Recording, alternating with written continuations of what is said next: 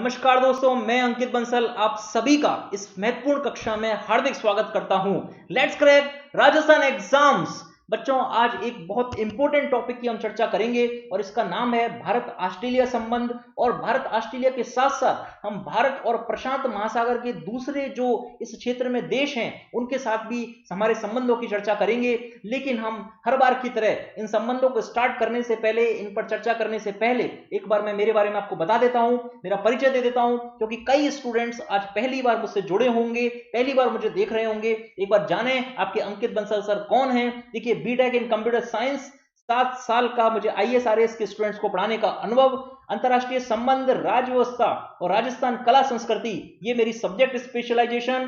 कई मेरे students already RAS में सेलेक्ट हो चुके हैं, अच्छी रैंक लेकर आ चुके हैं और उनके उनके इंटरव्यूज आपने देखे होंगे। 7 बार मुझे मुख्य परीक्षा देने का अवसर प्राप्त हुआ था पास्ट में, उसमें से 5 बार आईएएस की मुख्य परीक्षा और 2 बार आरएएस की मुख्य परीक्षा देने का अवसर सम्मिलित है। बच्चों, कई स्टूडेंट्स मुझसे ऑलरेडी प्लस सब्सक्रिप्शन के माध्यम से जुड़ चुके हैं। अनअकैडमी का प्लस सब्सक्रिप्शन उन्होंने ले लिया है मेरे कोड बंसल 10 का इस्तेमाल करके। जिन्होंने अभी तक नहीं लिया है जल्दी से ले लीजिए, क्योंकि जिन्होंने ले लिया है वो मेरी गाइडेंस में अब पूरी तरह से आ गए हैं, आसानी से मेरे साथ प्रिपरेशन कर रहे हैं अपनी एग्जाम की। और अगर आपने नहीं लिया है तो जल्दी लीजिए, बंसल 10 कोड का इस्तेमाल कीजिए। बच्चों, मैं बता देता हूं क्या है प्लस सब्सक्रिप्शन, क्यों लेना है आपको, कैसे लेना है और बंसल 10 कोड का इस्तेमाल करने से क्या फायदे होंगे। देखिए, आपको अनअकैडमी का प्लस सब्सक्रिप्शन लेना है। बहुत ही आसान स्टेप्स हैं। देखिए, सबसे पहले अनअकैडमी लर्निंग ऐप आप लोग को डाउनलोड करनी है गूगल प्ले स्टोर पर जाकर, वहां से उसे डाउनलोड करके इंस्टॉल कर लेना है और वहां पर आपको इस तरह की स्क्रीन दिखाई देगी फिर, और इधर लिखा रहेगा प्लस और ये है इधर एक ऑप्शन गेट सब्सक्रिप्शन का। बच्चों, यहीं से जाकर आपको सब्सक्रिप्शन लेना है और यहीं पर आपको प्रोमो कोड अप्लाई करना है बंसल 10। और इस बंसल 10 को लगाने से क्या होगा वो हम देख रहे हैं। इससे पहले इस प्लस सब्सक्रिप्शन के फायदे क्या हैं वो मैं आपको बताता हूं। सबसे पहले डेली लाइव क्लासेस, यहां पर आपको लाइव क्लासेस मिलेंगी, अर्थात सारे टीचर्स के साथ आप लाइव एंगेज हो जाएंगे, अपने डाउट्स क्लास के बीच में पूछेंगे बिल्कुल उसी तरह जैसे आप ऑफलाइन में पूछते हैं। इसके अलावा आपको मिलता है लाइव टेस्ट और क्विज़ेस। यहाँ पर हर टॉपिक के साथ आपको एमसीक्यू की प्रैक्टिस कराई जाती है, एमसीक्यूज की जो आपकी प्री परीक्षा के लिए इंपॉर्टेंट होते हैं, और आंसर राइटिंग प्रैक्टिस कराई जाती है जो आपकी मेंस की परीक्षा के लिए इंपॉर्टेंट होती है। इसीलिए ये कोर्स आपके लिए बहुत इंपॉर्टेंट है अगर आप रैंक गेन करना चाहते हैं तो। साथ में देखिए, ऑनलाइन कोर्स में परेशानी क्या होती है, जैसे आप YouTube पे देख रहे हैं कई सारे लेक्चर्स को रिपीट करते रहते हैं, कोई टॉपिक कहीं देख लिया फिर से उसको दोबारा कहीं देख लिया और कई बार दूसरी जगह चले जाते हैं, आपका टाइम वेस्ट बहुत ज्यादा होता है। लेकिन एक स्ट्रक्चर्ड कोर्स में आपका टाइम वेस्ट नहीं होता है, आप प्रॉपर अपनी स्टडी को आगे बढ़ाते हैं और आपको सारे लेक्चर एकदम कॉम्प्रहेंसिव पैकेज के रूप में आपको मिलते हैं। और यही एक कोर्स है प्लस कोर्स, जहां पर पूरा के पूरा कोर्स आपको स्ट्रक्चर्ड रूप में मिलता है। अनलिमिटेड एक्सेस, बहुत सारे रिसोर्सेज फ्री में आपको यहां पर इस कोर्स के साथ मिल जाते हैं। अब देखिए, प्राइसिंग और कौन सा कोर्स ज्वाइन करना है इनमें से वो मैं बताता हूं। देखिए, इस तरह की जब स्क्रीन आएगी तो कई सारे आपके सामने ऑप्शन आएंगे, 1 महीने का कोर्स, 3 महीने का, 6 महीने का। ये कोर्स आपको नहीं करने, क्योंकि आप आरएएस के स्टूडेंट्स हैं। आरएएस के स्टूडेंट्स को ये वाले कोर्स करने से कोई लाभ नहीं होगा, क्योंकि 1 साल का प्रिपरेशन टाइम लगेगा ही लगेगा। इसीलिए कम से कम 12 महीने का कोर्स कीजिए। और देखिए, 24 महीने का भी आप कर सकें तो बेहतर होगा, क्योंकि अगर यहां पे आप जाएं, कितनी फीस में अंतर है, 1400 रुपए, 1400 रुपए का डिफरेंस है। और 1 महीने की फीस कितनी है, 1400 रुपए, अर्थात मात्र 1 महीने की फीस में ये सब्सक्रिप्शन आपको 12 महीने से उठाकर सीधे 24 महीने का आपको मिल जाएगा। इसलिए 24 महीने का कोर्स करेंगे तो बेहतर होगा। कुछ डाउट आ सकता है आपको कि इतना लंबा सब्सक्रिप्शन लेने से क्या फायदा होगा सर। देखिए, आरएएस का एग्जाम टाइम ले लेता है, कई बार वैकेंसी नहीं आती है, हाई कोर्ट में रिट लग जाती है और यहां पर अव्यवस्था होती है, इस कारण समय पर एग्जाम नहीं होता है, प्रिपरेशन करने में टाइम लग जाता है, 1 साल से अधिक समय का भी।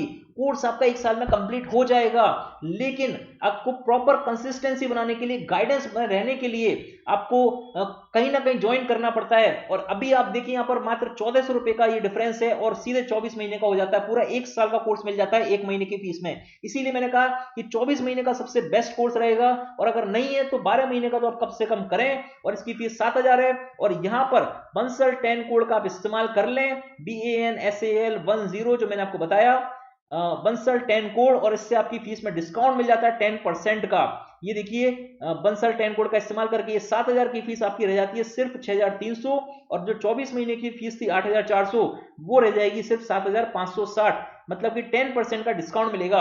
डिस्काउंट के अलावा जो दूसरा बड़ा फायदा है वो मैंने आपको बताया कि आप मुझसे डायरेक्टली कनेक्ट हो जाते हैं। इस कोड के माध्यम से आप मुझसे डायरेक्टली कनेक्ट होते हैं, अपनी पूरी स्ट्रेटजी, पूरी आपको किस प्रकार प्रिपरेशन करनी है, कौन सी किस तरह से आपको उत्तर लेखन करना है, किस प्रकार से आपको एमसीक्यूज की प्रैक्टिस करनी है, और क्या पढ़ना है, क्या छोड़ना है, और कैसे पढ़ना है, कैसे याद करना है, कैसे रिवीजन करना है, ये सारी गाइडेंस आप मुझसे ले सकते हैं। मेरी गाइडेंस में रहकर पूरे 1 साल तक आप प्रिपरेशन कर सकते हैं। ये दूसरा बड़ा फायदा है बंसल 10 कोड का। ये आपको समझ में आ गया होगा। 24 महीने का कोर्स मैंने आपको बता दिया पहले ही, 8400 है, और बंसल 10 कोड का इस्तेमाल कर लेंगे तो आपकी जो फीस है ये कम हो जाएगी और मात्र 7560 रह जाएगी, क्योंकि यहां पर आपको 10% का डिस्काउंट मिल जाएगा। एंड सेकंड बेनिफिट, आप मेरे साथ कनेक्ट हो जाएंगे, मेरी गाइडेंस में प्रिपरेशन कर पाएंगे। चलिए बच्चों, ये कॉन्सेप्ट आपको क्लियर हो गया होगा, जल्दी से ज्वाइन कर लीजिए। लेकिन पहले लेक्चर देखते जाइए, क्योंकि ये बहुत इंपॉर्टेंट क्लास है आज की, और आगामी जो परीक्षा की तैयारी कर रहे हैं उनके लिए बहुत इंपॉर्टेंट हो जाता है, क्योंकि हाल में ही भारत और ऑस्ट्रेलिया के मध्य पहली वर्चुअल मीटिंग का आयोजन किया गया इसी कोरोना के समय में, और इसीलिए ये इंपॉर्टेंट हो जाते हैं भारत और ऑस्ट्रेलिया के संबंध। चलिए बच्चों, हम अब स्टार्ट करते हैं भारत और ओशियानिया संबंध। सबसे पहली जो समस्या आपको सामना करना पड़ रहा है, ये ओशियानिया शब्द को लेकर आप परेशान हो गए हैं, मुझे पता है, क्योंकि बहुत सारे बच्चों का अनुभव मुझे रहा है, और हमेशा बच्चे परेशान होते हैं जब भी मैं ये शब्द लिखता हूं, ये नाम लेता हूं। ओशियानिया ये क्या है, नहीं पता। देखिए, सबसे पहले हम कोशिश करेंगे इन सारे शब्दों को समझने का। इस प्रशांत महासागर का जो क्षेत्र है, यहां पर कौन कौन से देश हैं, ऑस्ट्रेलिया महाद्वीप क्या है, ऑस्ट्रेलिया देश कौन सा है, क्या ये दोनों सेम हैं, क्या दोनों अलग हैं, पॉलिनेशिया क्या है, मेलेनेशिया क्या है, माइक्रोनेशिया क्या है, ओशियानिया क्या है, ऑस्ट्रेलेशिया क्या है। देखिए, ऑस्ट्रेलिया अलग है, ऑस्ट्रेलेशिया अलग है। ऑस्ट्रेलेशिया क्या हुआ? जब इन शब्दों का मतलब आप समझ जाएंगे, जब इस प्रशांत महासागर के क्षेत्र को आप अपने आप से महसूस कर पाएंगे, ये क्षेत्र आपके लिए जाना पहचाना हो जाएगा, इन सारे शब्दों का मतलब आप समझ जाएंगे, तो आप समझिए कि प्री का एक प्रश्न आपका क्लियर हो गया है। दूसरी बात, दूसरा फायदा, इन शब्दों का मतलब समझने के बाद आपको, जब हम भारत और इन प्रशांत महासागर के क्षेत्र के देशों के साथ संबंधों की चर्चा करेंगे तो आपको बड़े आसानी से संबंध समझ में आएंगे। इसी तरह से भारत ऑस्ट्रेलिया संबंध भी बड़ी आसानी से आपको समझ में आएंगे। इसीलिए सबसे पहला काम, हम इन संबंधों को, इन शब्दों का मतलब समझेंगे, और उसके बाद हम जाएंगे ऑस्ट्रेलिया और प्रशांत महासागर के देशों की प्रकृति कैसी है, उनका महत्व क्या है, और उसके बाद भारत ऑस्ट्रेलिया संबंधों की हम चर्चा करेंगे, और फिर हम प्रशांत महासागर के देशों के भारत के साथ संबंधों की चर्चा करेंगे। ये हमारी क्लास का आज का क्रम रहेगा। चलिए हम सबसे पहले स्टार्ट करते हैं। आपको सबसे पहले प्रशांत महासागर के देश दिखाते हैं, ये कौन से देश हैं और कौन सा क्षेत्र है। देखिए, ये जो आपको दिख रहा है एक मैप, यहां पर ये वाला महासागर है, यहां पर है हिंद महासागर, और यहां पर है ये प्रशांत महासागर। और जब आप इस नक्शे को मोड़ेंगे, एक पृथ्वी जैसा आकार दे देंगे ग्लोब की तरह, तो यहां पर भी आपको दिखेगा प्रशांत महासागर, क्योंकि ये दोनों जुड़ जाएंगे, अर्थात महासागर पूरा पीछे आपको ये वाला पूरा बड़ा महासागर है, यहां से लेकर ये वाला पूरा क्षेत्र, और यहां से लेकर इधर पूरा क्षेत्र, ये सारा क्षेत्र है बच्चों प्रशांत महासागर का क्षेत्र। और यहां पर है बहुत सारे छोटे छोटे देश। देखिए, इस क्षेत्र को अब हम जूम करने जा रहे हैं। ये जो प्रशांत महासागर का क्षेत्र है, इसे हम जूम कर रहे हैं। दूसरे नक्शे में आप देखिए, ये वाला है पूरा प्रशांत महासागर का क्षेत्र, और ये वाला पूरा की पूरा है प्रशांत महासागर वाला एरिया। बच्चों, यहां पर हैं अलग अलग देश, और अब हम बात कर रहे हैं एक एक करके। सबसे पहले ऑस्ट्रेलिया महाद्वीप की। ऑस्ट्रेलिया महाद्वीप क्या है, इन देशों को मैं और अच्छे से बताऊंगा, एक एक करके बताऊंगा, आपको बिल्कुल परेशान नहीं होना। ऑस्ट्रेलिया महाद्वीप से स्टार्ट कर रहे हैं, इन्हीं देशों के बारे में बात कर रहे हैं, प्रशांत महासागर के सारे देशों के बारे में हम बात कर रहे हैं। सबसे पहले ऑस्ट्रेलिया महाद्वीप का कॉन्सेप्ट क्लियर होना चाहिए।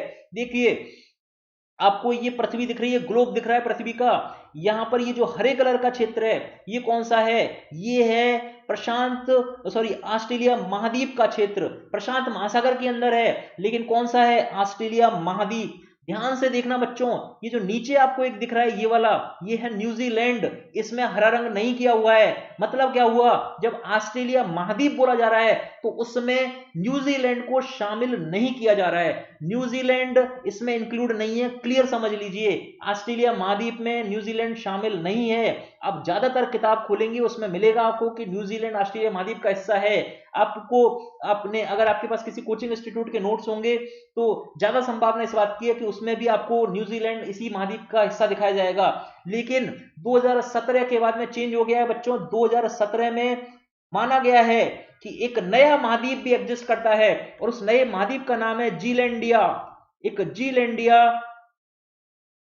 एक नया महाद्वीप है जो काफी लंबे समय से पानी के अंदर रहा था और एक नए महाद्वीप के रूप में जाना जाने लगा है। और न्यूजीलैंड में बहुत सारे लोगों की डिमांड थी कि उसे जीलैंडिया का हिस्सा बताया जाए, अर्थात न्यूजीलैंड अब नए महाद्वीप में आता है और उसका नाम है जीलैंडिया। ये क्लियर हो गया, ये न्यूजीलैंड है। देखिए यहां पर दूसरे नक्शे में आप देख सकते हैं, ये वाला क्षेत्र है न्यूजीलैंड का और हमने बताया ये वाला किस महाद्वीप में आता है, एक छोटा महाद्वीप जो नया महाद्वीप बनाया माना जा रहा है जीलैंडिया के अंतर्गत। और ऑस्ट्रेलिया महाद्वीप में क्या आ रहा है, ये वाले ग्रीन कलर वाले क्षेत्र, अर्थात देखिए ये वाला ऑस्ट्रेलिया हो गया और इसके साथ में ये यहां पर है पपुआ न्यू गिनी। ये पपुआ न्यू गिनी का जो क्षेत्र है इसे भी ऑस्ट्रेलिया महाद्वीप का क्षेत्र माना जाता है। और इसके साथ में ऑस्ट्रेलिया के नीचे ये ऑस्ट्रेलिया का हिस्सा है, तस्मानिया इसका नाम है बच्चों। और ये वाला पूरा क्षेत्र भी ऑस्ट्रेलिया महाद्वीप का क्षेत्र है। अर्थात ऑस्ट्रेलिया महाद्वीप की जब बात हो रही है तो उसमें हम इस एरिया को रख रहे हैं जिसमें ऑस्ट्रेलिया देश है, इधर पपुआ न्यू गिनी वाला क्षेत्र है और कुछ छोटे राष्ट्र भी जिन्हें मेलेनेशिया के देश कहा जाता है वो भी इस महाद्वीप के हिस्से माने जाते हैं। बच्चों ऑस्ट्रेलिया देश कौन सा है, ऑस्ट्रेलिया देश यहां पर आपको दूसरे नक्शे में जो येलो कलर में दिख रहा है सिर्फ ये वाला क्षेत्र है ऑस्ट्रेलिया देश जिसे कहा जाता है। ऑस्ट्रेलिया महाद्वीप अलग है, ऑस्ट्रेलिया देश अलग है। ऑस्ट्रेलिया महाद्वीप में न्यूजीलैंड अब शामिल नहीं है और न्यूजीलैंड जीलैंडिया महाद्वीप में शामिल किया जाता है। ये सारे कॉन्सेप्ट्स क्लियर हो गए। अब हम आगे बढ़ रहे हैं, इसका विस्तार कर रहे हैं और पूरे प्रशांत महासागर वाले जो देश हैं, क्षेत्र हैं, उनके बारे में हम चर्चा करने जा रहे हैं। एक एक कर हम बढ़ते जाएंगे, इसका फैलाव करते जाएंगे और पूरे प्रशांत महासागर क्षेत्र को समझ लेंगे। अभी आपको ऑस्ट्रेलिया देश समझ में आ गया है, ऑस्ट्रेलिया महाद्वीप समझ में आ गया है, जीलैंडिया का क्षेत्र कौन सा है और जीलैंडिया में सबसे प्रमुख देश कौन सा है, न्यूजीलैंड। ये कॉन्सेप्ट क्लियर हो चुके हैं। देखिए तो अब बात करते हैं पॉलिनेशिया, मेलेनेशिया और माइक्रोनेशिया। देखिए प्रशांत महासागर के इस पूरे क्षेत्र में तीन भाग कर दिए गए हैं और इन तीन भागों में जैसे एक भाग का नाम है पॉलिनेशिया, एक भाग का नाम है मेलेनेशिया और एक भाग का नाम है माइक्रोनेशिया। बच्चों इन तीन क्षेत्रों में बहुत सारे द्वीप हैं। जैसे माइक्रोनेशिया में कुछ छोटे छोटे द्वीप हैं जो देश भी हैं, द्वीप होने के साथ साथ देश भी हैं, उनका पृथक अस्तित्व है पूरे विश्व में। हालांकि मैं जानता हूं कि बहुत सारे बच्चों ने उनके नाम नहीं सुने होंगे और अभी हम देखेंगे और आप जब मैं आपको सुनाऊंगा उनके नाम तो आप खुद महसूस करेंगे कि जो बच्चे पहले मुझसे पढ़ चुके हैं, मुझे पता है कई मेरे पुराने स्टूडेंट्स भी अभी लेक्चर्स देख रहे हैं और उनको ये नाम पता होंगे, लेकिन बहुत सारे बच्चे अभी नए जुड़े हैं और कई सारे बच्चों को ये सारी चीजें नहीं पता होती हैं। तो उन सबको पता चलेगा कि ये सारे देश भी हैं और पृथक अस्तित्व रखते हैं और ये इन तीन में से किसी एक ग्रुप से बिलोंग करते हैं, या तो वो पॉलिनेशिया के भाग हैं या मेलेनेशिया और या फिर माइक्रोनेशिया। और ये तीनों ही पॉलिनेशिया, मेलेनेशिया, माइक्रोनेशिया किस जगह पर हैं, प्रशांत महासागर वाले क्षेत्र में। अर्थात प्रशांत महासागर में के इन द्वीपीय देशों को तीन हिस्सों में बांट दिया गया है। ये क्लियर हो गया कॉन्सेप्ट। देखिए एक है माइक्रोनेशिया, आपको दिख रहा है ये वाला क्षेत्र माइक्रोनेशिया का क्षेत्र है, एक कलर में कोडिंग हो रखी है। इस कलर के अंदर जो द्वीप दिख रहे हैं आपको ये सारे देश हैं। देखिए किरिबाती ये एक देश है बच्चों, मार्शल आइलैंड या मार्शल द्वीप ये एक देश है और यहां पर देखिए पलाऊ एक देश है बच्चों। ये देश है माइक्रोनेशिया के अंदर आने वाले, ये माइक्रोनेशिया का क्षेत्र है। ये पूरा बच्चों प्रशांत महासागर वाले क्षेत्र आप देख सकते हैं, ये ऑस्ट्रेलिया और इसका पूर्वी क्षेत्र जो हमने पुराने मैप में आपको दिखाया था। और यहां पर हमने कहा इसको तीन भागों में बांट दिया, ये माइक्रोनेशिया हुआ, ये मेलेनेशिया और ये पॉलिनेशिया वाला।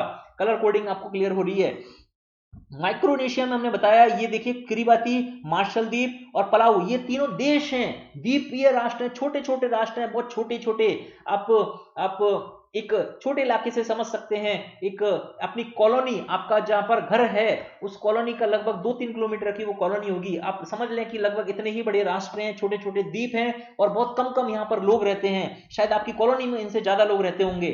तो ये पलाऊ, मार्शल द्वीप और किरिबाती ये माइक्रोनेशिया में है। फिर देखिए आप और आपको एक क्षेत्र यहाँ पर दिख रहा है, देखो बच्चों गुआम, ये बच्चों आरएस की परीक्षा में आया था गुआम। ये गुआम एक इंपोर्टेंट क्षेत्र है जहां पर ऐसा माना जाता है कि अमेरिका का प्रभाव है इस गुआम क्षेत्र पर, और उसने यहाँ पर थर्ड जो उसकी एक एक इंपोर्टेंट मिसाइल है, missile anti ballistic missile system है, वो यहाँ पर तैनात किया हुआ है। और अभी कुछ समय पहले उत्तरी कोरिया के जो नेता हैं उन्होंने धमकी दी थी कि वो गुआम पर अटैक करेंगे और आक्रमण करके इसे खत्म कर देंगे। बच्चों इस प्रकार ये न्यूज में रहा था गुआम, और परीक्षा में पूछा भी गया था। चलिए, ये माइक्रोनेशिया का भाग है, ये आपको क्लियर हो गया। अब देखिए मेलेनेशिया, मेलेनेशिया में भी कई देश हैं, ये भी नाम आपने शायद नहीं सुने होंगे। नौरू, नौरू एक देश है बच्चों, इंपोर्टेंट देश। सोलोमन द्वीप, सोलोमन द्वीप, फिर है वनातु, इधर है फिजी, शायद इसका नाम आपने सुना होगा, और शायद इन सब में से एकमात्र ऐसा देश निकलेगा ये जिसका नाम आपने सुना होगा, ये है फिजी। इन सभी देशों में, इन सभी द्वीपीय देशों में सबसे बड़ा है फिजी। इधर फिर वनातु हमने देख लिया। इधर देखिए पोलिनेशिया में भी कुछ राष्ट्रों की आप देख लें, यहां पर है न्यू, ये न्यू एक देश है। कुक आइलैंड्स, क्विक द्वीप, कुक द्वीप, ये भी एक इंपोर्टेंट है। फिर आप देखिए तुवालू, तुवालू एक देश हुआ। टोंगा एक देश हुआ। यहां पर है समोआ, ये एक देश हुआ बच्चों। और इसी प्रकार बहुत सारे छोटे छोटे राष्ट्र, ये देखिए हवाई एक, ये अमेरिका का क्षेत्र है, हालांकि ये अलग से एग्जिस्ट नहीं करता है। ये क्लियर हो गया आपको। ये माइक्रोनेशिया, मेलेनेशिया, पॉलिनेशिया क्या है, इनका नाम क्या है। ये इस प्रशांत महासागर क्षेत्र में द्वीपों का बंटवारा है। इनके आधार पर पोलिनेशिया का एक क्षेत्र है जहां पर कुछ द्वीप हैं प्रशांत महासागर के, मेलेनेशिया वाला क्षेत्र है वहां पर प्रशांत महासागर कुछ द्वीपीय देश हैं, और माइक्रोनेशिया वाले क्षेत्र में कुछ प्रशांत महासागर के कुछ द्वीपीय देश हैं। ये है क्लासिफिकेशन पोलिनेशिया, मेलेनेशिया, माइक्रोनेशिया का। उम्मीद करता हूं क्लियर हो गया होगा, आइडिया लग गया होगा बच्चों। ये देश आपको क्या लग रहा है कि आप में से कुछ बच्चे सोच रहे होंगे कि सर ये सब क्यों, इतना भी पढ़ना पड़ेगा क्या? बच्चों बिल्कुल पढ़ना पड़ेगा, और ये देश बहुत इंपॉर्टेंट है क्योंकि इन देशों को मिलाकर यहाँ पर 14 प्रमुख राष्ट्र, 14 प्रमुख देश हैं ये बच्चों, इन तीनों के मिलाकर, पोलिनेशिया, मेलेनेशिया, माइक्रोनेशिया के, और 14 राष्ट्रों को मिलाकर एक भारत ने एक पहल चालू की है, और उसे बोला जाता है फिपिक पहल, जिसकी हम इसी क्लास में चर्चा करेंगे बच्चों। अभी हाल में जब मोदी गवर्नमेंट आई पहली बार 2014 में, तब मोदी गवर्नमेंट ने इन सारे 14 राष्ट्रों के जो अध्यक्ष हैं, राष्ट्राध्यक्ष, राष्ट्रपति, इन्हें बुलाया था, इनवाइट किया था बच्चों। पहले वो खुद गए थे वहां पर, और बाद में इन्हें बुलाया था, मीटिंग हुई थी, सम्मेलन हुआ था, और वो भारत के एक सुंदर शहर जयपुर में हुआ था बच्चों। जयपुर में ये मीटिंग हुई थी, ये 14 राष्ट्राध्यक्ष आए थे अगस्त 2015 में, और एक नई शुरुआत हुई थी इन देशों के साथ संबंध बनाने की। इसीलिए इनको समझना और याद करना आपके लिए जरूरी है, और वर्तमान में ये भारत के लिए बहुत इंपॉर्टेंट है ये देश, और अच्छे संबंध भारत के इनके साथ बनने लगे हैं। अभी हम चर्चा करेंगे क्या है, कैसे बन रहे हैं, तो इसलिए मैंने कहा ये समझना आपके लिए जरूरी था, और अब आपको आगे समझने में प्रॉब्लम नहीं आएगी, ये कॉन्सेप्ट क्लियर हो गए होंगे। इतना होने के बाद अब हम बात करते हैं ओशियानिया क्या है। जो हमने टाइटल दिया था इस क्लास का, आपको पता था, भारत ओशियानिया संबंध। तो अब हम बात कर रहे हैं ये ओशियानिया क्या है बच्चों। देखिए जितने भी हमने अभी तक बात की, चाहे वो ऑस्ट्रेलिया का क्षेत्र था, ये ऑस्ट्रेलिया महाद्वीप की हमने चर्चा की थी, और फिर हमने कहा था न्यूजीलैंड एक अलग देश, अलग क्षेत्र, और देखिए आप यहाँ पे कलर भी अलग बना हुआ है, कलर कोडिंग अलग है यहाँ पर न्यूजीलैंड के क्षेत्र की, ऑस्ट्रेलिया वाले क्षेत्र की अलग कोडिंग, अलग अलग कलर में आपको दिख रहा है ये वाला कलर, और पॉलिनेशिया का ये वाला क्षेत्र है, मेलेनेशिया का ये क्षेत्र है, माइक्रोनेशिया का ये क्षेत्र है, और साथ में ये पपुआ न्यू गिनी का, ये एशिया और प्रशांत महासागर के बीच में आता है ये क्षेत्र, तो ये पपुआ न्यू गिनी का भी क्षेत्र, ये सारे मिलाकर कहलाते हैं बच्चों ओशियानिया। इन सबको मिलाकर कहा जा रहा है ओशियानिया, अर्थात लगभग पूरा की पूरा प्रशांत महासागर का क्षेत्र, और कुछ आप देख सकते हैं ये एशिया वाले क्षेत्र, पपुआ न्यू गिनी टाइप से ये वाले क्षेत्र, और कुछ इंडोनेशिया के यहाँ पर जो क्षेत्र हैं बच्चों ये एशिया के क्षेत्र हैं, और इन सबको मिलाकर कहा जा रहा है बच्चों ओशियानिया। अर्थात जितने भी इस क्षेत्र में राष्ट्र आ रहे हैं प्रशांत महासागर के कंट्रोल वाले इलाके में, चाहे वो माइक्रोनेशिया हो, चाहे पॉलिनेशिया हो, चाहे वो मेलेनेशिया हो, चाहे वो जीलैंडिया हो अर्थात न्यूजीलैंड हो वाला क्षेत्र हो, चाहे वो ऑस्ट्रेलिया का क्षेत्र हो, चाहे वो पपुआ न्यू गिनी का क्षेत्र हो, इन सभी को सम्मिलित रूप से कहा जा रहा है ओशियानिया। उम्मीद करता हूं ये अब आपको एकदम क्लियर हो गया होगा कि ओशियानिया क्या है। अब बात कर रहे हैं बच्चों ऑस्ट्रेलेशिया की। एक नया शब्द है ऑस्ट्रेलेशिया। देखिए ये ऑस्ट्रेलेशिया क्या है, ये देखिए ऑस्ट्रेलिया, आप दूसरे नक्शे में देखें, ये है ऑस्ट्रेलिया। जो जो आपको पीला रंग दिखाई दे रहा है, जो जो आपको पीला कलर दिखाई दे रहा है बच्चों, यहाँ पर ये वाला क्षेत्र है ऑस्ट्रेलेशिया का, अर्थात इसमें ऑस्ट्रेलिया भी आ गया, इसमें ये पपुआ न्यू गिनी भी आ गया, कुछ मेलेनेशिया के देश भी आ गए। ये वाले मेलेनेशिया के देखिए यहां पर भी येलो येलो दिख रहा है आपको, ये मेलेनेशिया के क्षेत्र भी यहां पर आ गए हैं, और साथ में ये न्यूजीलैंड का जो क्षेत्र है ये भी यहां पर आ गया है। जितनी जगह पर हमने गोले लगाए हैं ये वाले क्षेत्र मिलाकर कहे जा रहे हैं ऑस्ट्रेलेशिया। क्लियर हो गया बच्चों, कॉन्सेप्ट क्लियर है एकदम। ऑस्ट्रेलिया, न्यूजीलैंड, मेलेनेशिया के कुछ क्षेत्र और पपुआ न्यू गिनी का क्षेत्र, इन्हें मिलाकर कहा ऑस्ट्रेलेशिया। ओशियानिया हमने कहा इन सभी क्षेत्रों को, चाहे वो माइक्रोनेशिया हो, पॉलिनेशिया हो, मेलेनेशिया हो, चाहे न्यूजीलैंड हो, चाहे ऑस्ट्रेलिया हो, चाहे पपुआ न्यू गिनी का क्षेत्र हो, इन सभी को मिलाकर हमने कहा ओशियानिया। और ऑस्ट्रेलिया महाद्वीप हमने कहा इस येलो कलर में जो आपका क्षेत्र है इधर, और इसके साथ में ये देखिए हमने आपको बताया कि ऑस्ट्रेलिया महाद्वीप का क्षेत्र ये वाला हो गया आपका पूरा, और पपुआ न्यू गिनी और ऑस्ट्रेलिया वाला, और ऑस्ट्रेलिया देश ये वाला क्षेत्र हो गया सिर्फ जिसमें ऑस्ट्रेलिया वाला हिस्सा शामिल है। और इस प्रकार से हमने ये सारी टर्मिनोलॉजीज कवर कर ली जो हमने आपसे शुरू में कहा था। हमने बात की थी प्रशांत महासागर के देश कौन से, उनकी हम बात बताएंगे आपको।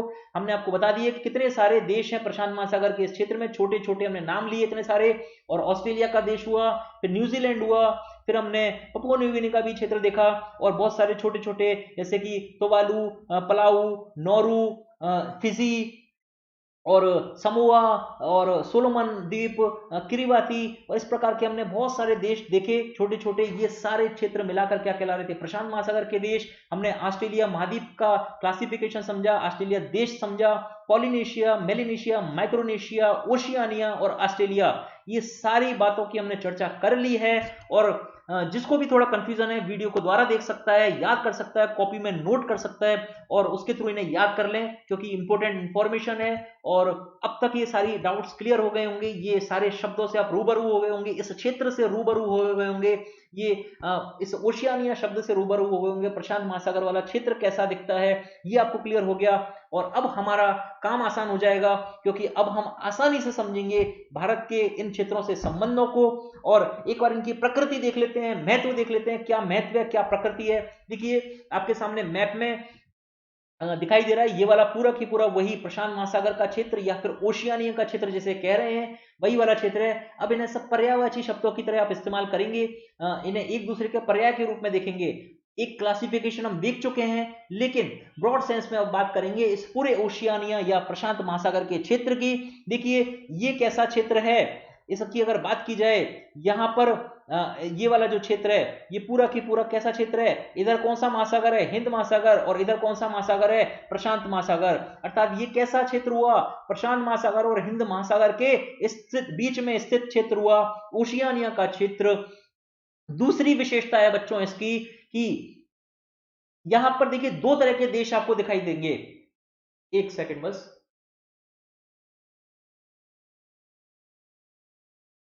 सॉरी, चलिए यहां पर देखिए दो तरह के देश आपको मिलेंगे, कुछ है विकसित देश और कुछ है विकासशील या अल्प विकसित देश। जिन छोटे छोटे देशों की हमने बात कही थी, जो छोटे छोटे नाम हमने देखे थे, वो सारे कैसे हैं, अल्प विकसित राष्ट्र, उनके अंदर विकास नहीं हुआ है, बहुत छोटे छोटे देश हैं वो। और ऑस्ट्रेलिया और न्यूजीलैंड, ये न्यूजीलैंड आपका, ये ऑस्ट्रेलिया आपका, ये कैसे देश हैं बच्चों, विकसित देश। अर्थात इस ओशियानिया की प्रकृति कैसी हुई कि यहां पर विकसित राष्ट्र भी हैं और विकासशील राष्ट्र भी हैं। ये हैं विकसित प्लस विकासशील या अल्प विकसित राष्ट्र। और देखिए ऑस्ट्रेलिया न्यूजीलैंड हुए विकसित, जबकि अन्य कैसे हुए, तीसरी दुनिया के देश। बच्चों ये ऐसा क्षेत्र है जहां पर कच्चे संसाधन उपलब्ध हैं। इनफैक्ट ऑस्ट्रेलिया एक विकसित राष्ट्र होने के बाद भी यहां पर बड़े पैमाने पर यूरेनियम मिलता है, यहां पर प्राकृतिक गैस मिलता है, एलएनजी जिसे कहा जाता है, लिक्विफाइड नेचुरल गैस, ये यहां पर बड़े पैमाने पर मिलती है। कोयला यहां पर मिलता है बच्चों, आयरन यहां पर मिलता है जैसे लोहा, अर्थात ये सारी चीजें यहां पर मिलती हैं। ये पूरा की पूरा क्षेत्र बहुत इंपॉर्टेंट है। और ऊर्जा के क्षेत्र में एक जो नया दृष्टिकोण आने लगा है सागरीय ऊर्जा का, वो यहां पर अपार संभावनाएं प्रस्तुत करता है। ये पूरा के पूरा ओशियानिया का क्षेत्र जहां पर सागर विद्यमान है, इसको सागर की ऊर्जा को, बड़ी बड़ी लहरें यहां पर हैं, इस सागर की ऊर्जा का इस्तेमाल किया जा सकता है विद्युत के रूप में। बच्चों इस प्रकार एक बहुत ही इंपॉर्टेंट क्षेत्र है। और देखिए दो इंपॉर्टेंट महासागरों के बीच में ये क्षेत्र है, प्रशांत महासागर और हिंद महासागर, जहां पर अभी वर्तमान में अंतरराष्ट्रीय भू राजनीति का ध्यान टिका हुआ है। और इस पूरे चीन के प्रभाव के कारण ये वाला पूरा की पूरा क्षेत्र, हिंद प्रशांत महासागर का जो क्षेत्र है, सामरिक रूप से महत्वपूर्ण हो गया है। और इसी दृष्टिकोण से इस पूरे क्षेत्र की भूमिका जो पहले एक छोटे छोटे देशों के रूप में देखे जाते थे, अब एकदम अचानक से बढ़ गई है। और इसीलिए मैंने आपको बताया था कि भारत का ध्यान भी यहां पर अब तेजी से आगे बढ़ने लगा है। सामरिक रूप से यह क्षेत्र महत्वपूर्ण हो गया है। और हमने बताया कच्चे संसाधनों के लिए यहां पर विपुल भंडार है, और हमने उदाहरण भी दिया आपको ऑस्ट्रेलिया के अंदर अनेकों खनिज संसाधनों के। और इस प्रकार से ये इस ओशियानिया की प्रकृति है, महत्व है, और ओशियानिया के ये देश हैं। अब हम बात कर रहे हैं भारत ऑस्ट्रेलिया संबंधों की। बच्चों इस रूपरेखा के साथ अब हम भारत ऑस्ट्रेलिया संबंधों की चर्चा करने जा रहे हैं। अब आपको आइडिया लग गया है ऑस्ट्रेलिया कहां पर है, कैसा है, और किस प्रकार के क्षेत्र में आता है, ये आसपास इसके कौन है, कौन से महासागर हैं, कौन से देश हैं, और भारत के साथ क्या सामरिक दृष्टिकोण हो सकता है इसके संबंधों का, ये आपको अंदाजा लग गया है। अब देखिए हम जब इन दोनों देशों की चर्चा कर रहे हैं, आपको मैप में दिखाई दे रहा है, यहां पर है भारत और ये है ऑस्ट्रेलिया। देखिए दोनों बहुत निकट हैं, यहां पर हिंद महासागर है और यहां पर प्रशांत महासागर है, और दोनों ही देश इनके बीच में पड़ रहे हैं। और इस प्रकार एक इंपॉर्टेंट कड़ी के रूप में काम कर रहे हैं हिंद महासागर और प्रशांत महासागर की।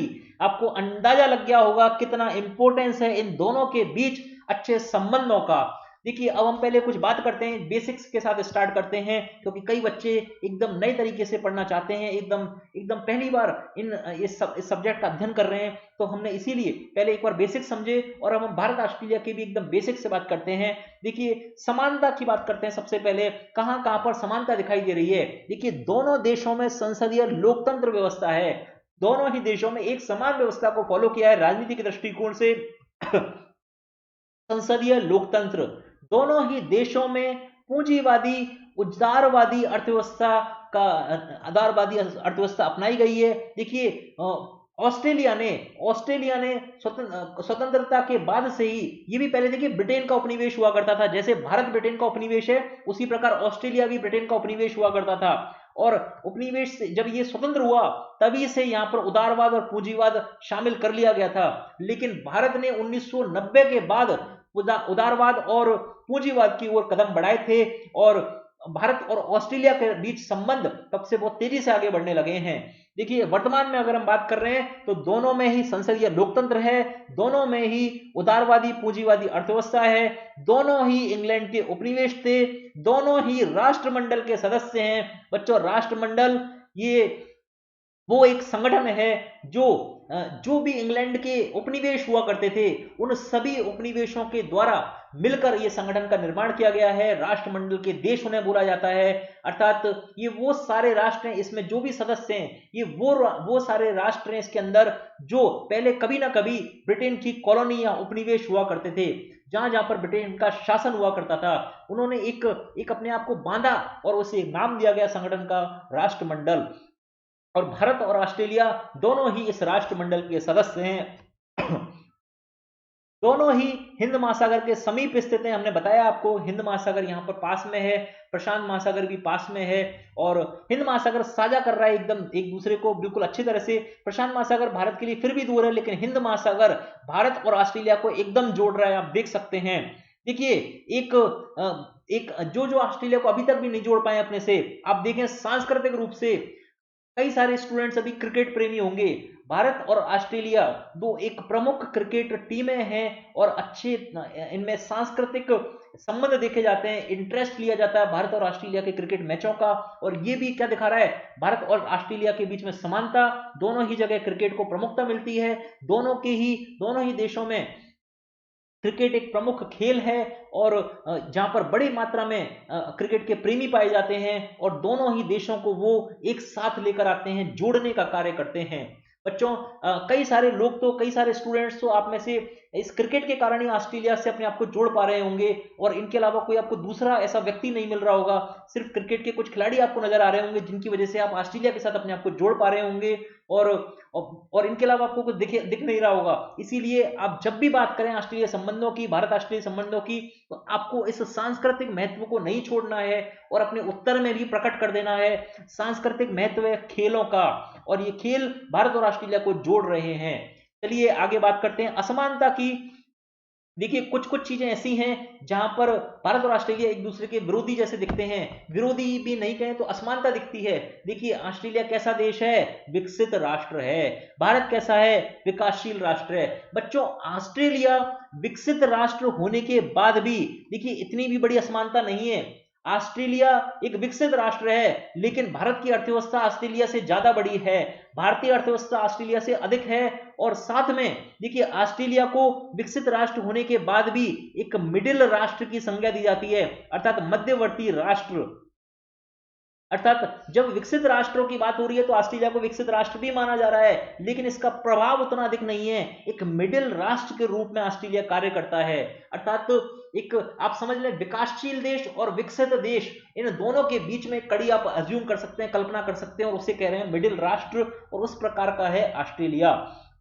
और भारत बच्चों विकासशील या अल्प विकसित है, और आप देखें बहुत ज्यादा गरीबी है भारत में, बेरोजगारी है। एक विकासशील और अल्प विकसित राष्ट्र की भारत को संज्ञा मिलती है।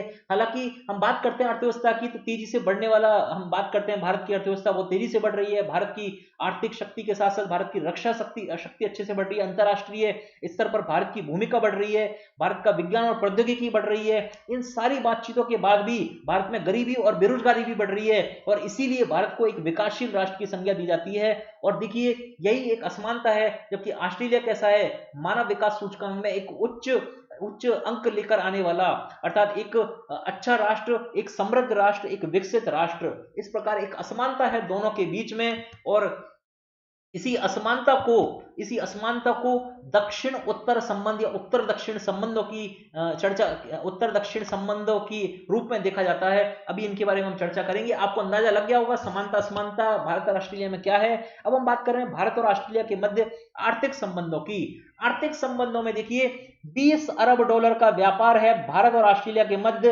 ये मैं आपको बता रहा हूं 2018-19 का लेटेस्ट आंकड़ा।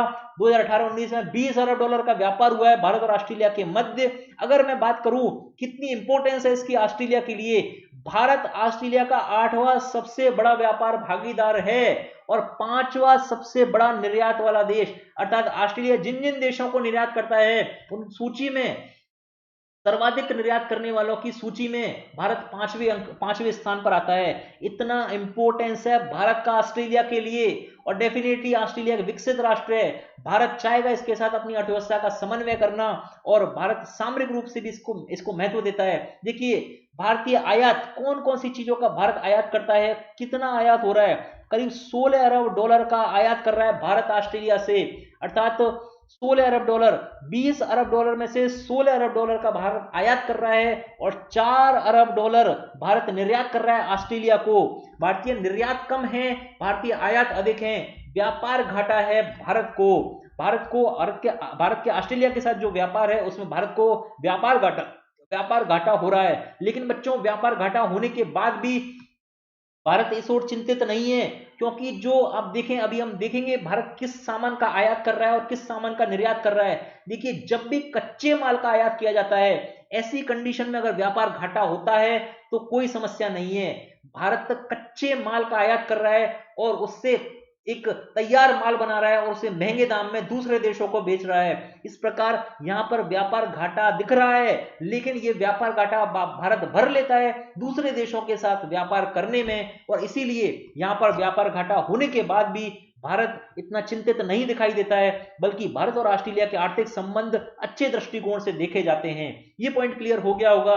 कई बार हम सीधे सीधे आंकड़ों पर नजर दौड़ाते हैं और सीधे कहते हैं कि व्यापार घाटा हुआ, देखिए भारत के साथ ऑस्ट्रेलिया के संबंध अच्छे नहीं है, भारत को नुकसान हो रहा है। बच्चों ऐसा नहीं है, और इस व्यापार घाटे के होने के बाद भी भारत को यहां पर फायदा है। देखिए क्या क्या मंगा रहा है भारत। देखिए कच्चा माल कोयला, सोना, तांबा, ऊन, उर्वरक, ये सब क्या हैं? कच्चे माल हैं बच्चों, जो भारतीय उद्योग धंधों को आधार देते हैं, भारत के स्टील में आधार देते हैं। भारत का जितना भी कोयला कितना इंपॉर्टेंट सोर्स है भारत की ऊर्जा के लिए, विद्युत उत्पादन के लिए, उसको आधार मिलता है ऑस्ट्रेलिया के इस व्यापार से।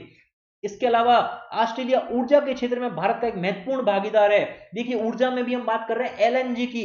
देखिए एलएनजी का एक बहुत बड़ा स्रोत है ऑस्ट्रेलिया भारत को बड़ी मात्रा में एलएनजी प्रोवाइड करता है। एलएनजी लिक्विफाइड नेचुरल गैस अर्थात तरल प्राकृतिक गैस, लिक्विफाइड मतलब तरल और प्राकृतिक गैस, ये ऑस्ट्रेलिया भारत को प्रोवाइड करता है। और ऐसा माना जा रहा है कि इसी दशक में ऑस्ट्रेलिया सबसे बड़ा देश बन जाएगा भारत को एलएनजी देने वाला।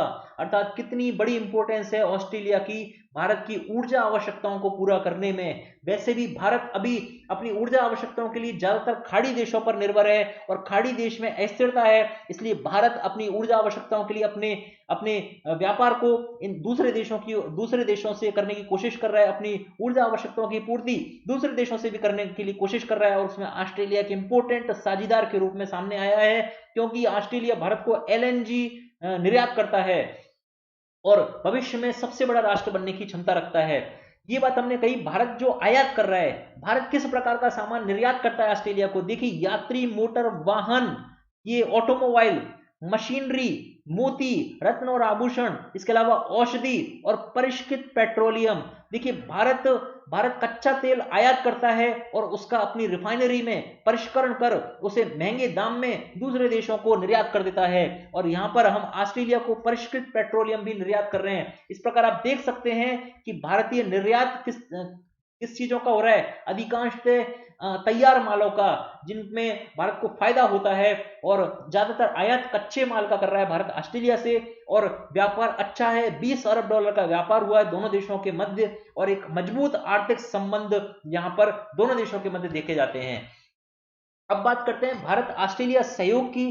किन किन क्षेत्रों में सहयोग की संभावना है? देखिए उत्तर दक्षिण सहयोग मैंने बताया था। उत्तर का मतलब हुआ जो विकसित राष्ट्र है उनको कहा जाता है उत्तर के राष्ट्र, और जो विकासशील या अल्प विकसित हैं उन्हें कहा जाता है अल्प विकसित या विकासशील राष्ट्रों को कहा जाता है दक्षिण के राष्ट्र। और यहाँ पर जो भारत और ऑस्ट्रेलिया का जो संबंध है वो भी एक प्रकार का विकसित और विकासशील राष्ट्रों का संबंध है, और इसीलिए इन दोनों देशों के मध्य जो सहयोग है उसे उत्तर दक्षिण सहयोग की संज्ञा दी जाती है। ये पॉइंट क्लियर हो गया होगा। इसके अलावा भारत और ऑस्ट्रेलिया के मध्य कई क्षेत्रों पर सहयोग हो रहा है। एक हमने देखा आर्थिक संबंधों की चर्चा की, वहां पर एक अच्छे आर्थिक संबंध मिल रहे हैं। एलएनजी का एक इंपॉर्टेंट सोर्स है भारत के लिए ऑस्ट्रेलिया। और उसके अलावा स्वच्छ गंगा परियोजना, भारत की गंगा नदी को स्वच्छ करने में ऑस्ट्रेलिया सहयोग कर रहा है। सिविल परमाणु सहयोग, ऑस्ट्रेलिया में बड़ी मात्रा में यूरेनियम मिलता है बच्चों, और एक बड़ा राष्ट्र है यूरेनियम का ऑस्ट्रेलिया सप्लाई करता है, निर्यात करता है दूसरे देशों को। इनफैक्ट 3 बड़े राष्ट्रों में से जिनमें बताया जाता है कि 3 बड़े राष्ट्र यूरेनियम के लिए जाने जाते हैं, कनाडा, कजाकिस्तान और ऑस्ट्रेलिया, उनमें से ऑस्ट्रेलिया एक प्रमुख राष्ट्र है। और हाल में सिविल परमाणु सहयोग समझौता साइन हो गया भारत और ऑस्ट्रेलिया के मध्य। अब ऑस्ट्रेलिया भारत को ये परमाणु जो ईंधन है, जो यूरेनियम है, वो निर्यात करने के लिए उसके सारे रास्ते खुल गए हैं और एक अच्छा परमाणु सहयोग दोनों देशों में देखने को मिलेगा। सामरिक सहयोग बच्चों, अनेकों ऐसी चीजें हैं, अभी हम देखेंगे सामरिक सहयोग कितना महत्वपूर्ण हो गया भारत और ऑस्ट्रेलिया के संबंधों के बीच में। अभी हाल में जो मीटिंग हुई प्रधानमंत्री, दोनों देशों के प्रधानमंत्री की, अभी जून 2020 में, उसमें भी देखा गया कि सामरिक सहयोग को एक भविष्य की संकल्पना के रूप में देखा गया भारत और ऑस्ट्रेलिया के मध्य। सामरिक मतलब रक्षा क्षेत्र में, मतलब कि हिंद महासागर में, मतलब कि प्रशांत महासागर क्षेत्र में, मतलब कि चीन के प्रभाव से बचाने के लिए, मतलब कि आतंकवाद के विरुद्ध, मतलब कि समुद्री डकैतों से सुरक्षा में, मतलब कि इस हिंद महासागर क्षेत्र में जितने तूफान चक्रवात आने की संभावना रहती है वहां पर एक सहयोगी राष्ट्र के रूप में ये सारे दृष्टिकोण दिखा रहे हैं बच्चों। सामरिक सहयोग और एक इंपॉर्टेंट क्षेत्र बन गया है भारत और ऑस्ट्रेलिया के मध्य संबंधों में। 2 इंपॉर्टेंट क्षेत्रों जो सबसे बड़े अभी सामने आ रहे हैं भारत और ऑस्ट्रेलिया में, एक आर्थिक संबंध और दूसरा एक ये सामरिक सहयोग जिसकी हम चर्चा कर रहे हैं। बच्चों इसके अलावा चीन की साम्राज्यवादी नीतियों के विरुद्ध भी दोनों देशों में सहयोग होता है। जो चीन की साम्राज्यवादी नीतियां हैं उसका दोनों ही देश उसके खिलाफ हैं और चीन की साम्राज्यवादी नीतियों का समर्थन नहीं करते हैं। इसके अलावा दोनों देशों के मध्य 2+2 वार्ता का आयोजन होता है। 2+2 वार्ता बोलते हैं बच्चों, देखिए दो देश हैं, एक इसीलिए प्लस लगा दिया, इधर एक ये वाला दो, इधर भारत के लोग और इधर दो ऑस्ट्रेलिया के लोग, टोटल 4 लोग, अर्थात भारत के 2 लोग कौन से, भारत के विदेश मंत्री और भारत के रक्षा मंत्री, और इधर भी ऑस्ट्रेलिया के विदेश मंत्री और ऑस्ट्रेलिया के रक्षा मंत्री। इस प्रकार हो गए 4 लोग। ये महत्वपूर्ण, ये चारों के चारों बहुत महत्वपूर्ण हैं और इन चारों को मिलाकर अर्थात 2+2 वार्ता का आयोजन होता है दोनों देशों के मध्य। और अभी हाल की मीटिंग में भी कहा गया कि इस वार्ता की फ्रीक्वेंसी को बढ़ाया जाएगा, मतलब बहुत बार, साल में एक बार ही नहीं बल्कि कई बार इस वार्ता को दोहराया जा सकता है, जिससे मजबूत आर्थिक संबंध होंगे भारत और ऑस्ट्रेलिया में। और आप देखिए विदेश मंत्री और रक्षा मंत्री, अर्थात क्या हुआ, सामरिक सहयोग की संभावना। रक्षा मंत्री यहां पर हैं, विदेश मंत्री हैं, अर्थात ये दोनों कौन से हैं, जो भारत और ऑस्ट्रेलिया को सामरिक सहयोगी, सामरिक साझीदार बना रहे हैं। और इसी दृष्टिकोण से ये संबंध बहुत महत्वपूर्ण हो जाते हैं। इसके बाद बात करते हैं बच्चों भारत ऑस्ट्रेलिया सिविल परमाणु सहयोग की। अब इनमें से जो मुख्य मुद्दे हैं उनकी हम अलग से विस्तार से चर्चा करने जा रहे हैं। सबसे पहले भारत ऑस्ट्रेलिया सिविल परमाणु सहयोग। ये देखिए हमने बताया था ऑस्ट्रेलिया के पास बड़े पैमाने पर यूरेनियम भंडार हैं और माना जाता है कि विश्व का 23% यूरेनियम का भंडार ऑस्ट्रेलिया के पास है, अर्थात लगभग 1/4 भंडार यूरेनियम का सिर्फ ऑस्ट्रेलिया में है। और ऑस्ट्रेलिया विश्व के एक प्रमुख यूरेनियम निर्यातक देशों में गिना जाता है, एक प्रमुख यूरेनियम निर्यातक देश है ऑस्ट्रेलिया। और देखिए ऑस्ट्रेलिया और भारत में परमाणु सहयोग संभव नहीं हो सका क्योंकि 1974 और 1998 में भारत ने परमाणु परीक्षण किए थे और इसका भरपूर विरोध ऑस्ट्रेलिया के द्वारा किया गया था और भारत में प्रतिबंध भी लग गए थे।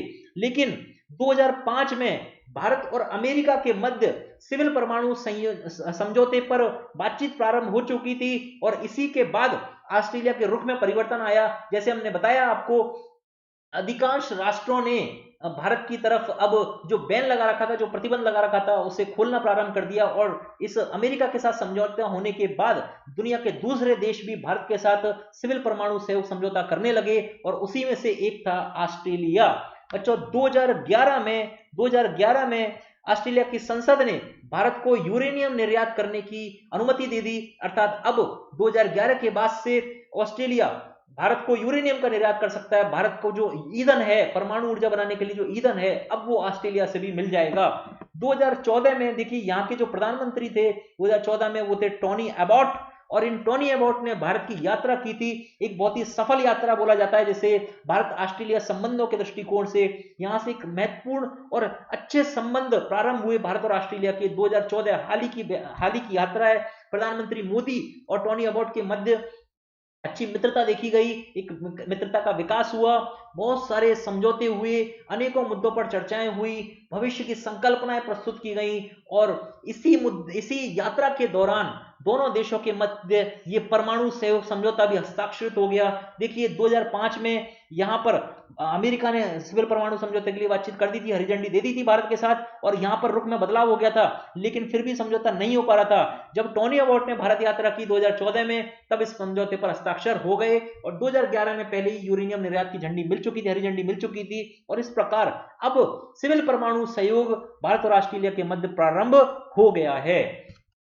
बच्चों इसके बाद बात करते हैं भारत ऑस्ट्रेलिया सामरिक सहयोग। जो मैंने आपको बताया, इस वर्तमान परिदृश्य में, अंतरराष्ट्रीय परिदृश्य में एक बहुत महत्वपूर्ण साझीदार, एक बहुत महत्वपूर्ण पार्टनर या दोस्त के रूप में भारत और ऑस्ट्रेलिया सामने आ रहे हैं, क्योंकि दोनों ही एक महत्वपूर्ण राष्ट्र हैं इस वाले क्षेत्र में। आप नक्शे में देखें, ये वाला भारत और ये ऑस्ट्रेलिया, ये है हिंद महासागर, जो मैंने बताया वर्तमान में एक इंपॉर्टेंट क्षेत्र बन गया है, क्योंकि ये चीन है और चीन की गतिविधियां बढ़ रही हैं। दक्षिणी चीन सागर वाला जो क्षेत्र मैंने आपको गोला लगा के भी दिखाया है, ये वाला, यहाँ पर चीन की लगातार गतिविधियां बढ़ रही हैं और चीन अनेकों जगह साम्राज्यवादी नीतियों को अपना रहा है। चीन कहता है ये पूरा दक्षिणी चीन सागर उसका है और इस प्रकार इस क्षेत्र से जाने वाले जहाजों पर वो रोक लगा सकता है। इससे नौवहन की स्वतंत्रता खराब हो सकती है और इन सबके खिलाफ हैं भारत और ऑस्ट्रेलिया, और ये इन दोनों को एक प्लेटफॉर्म पर लेके आता है, एक साझीदार बनाता है, सामरिक सहयोगी बनाता है।